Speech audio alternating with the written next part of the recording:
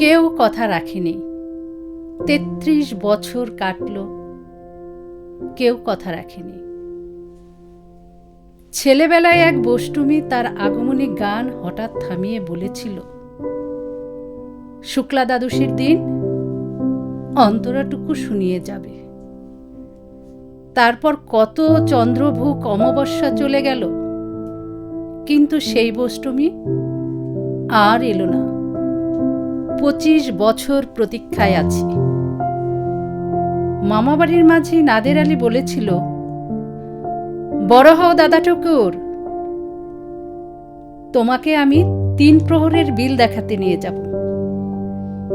সেখানে পদ্ম ফুলের মাথায় সাপ আর ভ্রমর খেলা করে।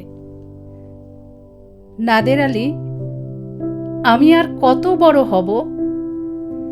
আমার মাথায় এ ঘরের ছাদ ফুঁড়ে আকাশ স্পর্শ করলে তারপর তুমি আমায় ৩ প্রহরের বিল দেখাবে? একটাও রয়েলগুলি কিনতে পারিনি কখনো।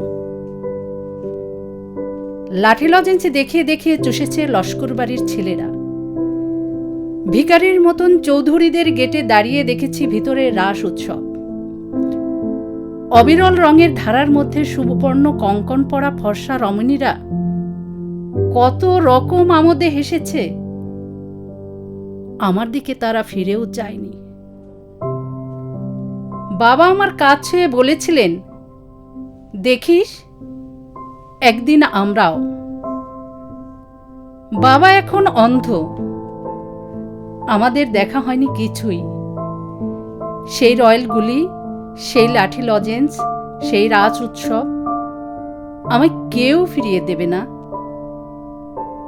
বুকের মধ্যে সুগন্ধি রুমাল রেখে বরুণা বলেছিল, যেদিন আমায় সত্যিকারের ভালোবাসবে সেদিন আমার বুকেও এরকম আতরের গন্ধ হবে।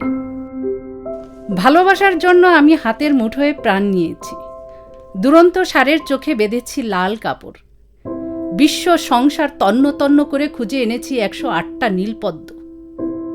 তবু কথা রাখিনি বরুণা। এখন তার বুকে শুধুই মাংসের গন্ধ। এখনো সে যে কোনো নারী। কেউ কথা রাখেনি। ৩৩ বছর কাটল, কেউ কথা রাখে না।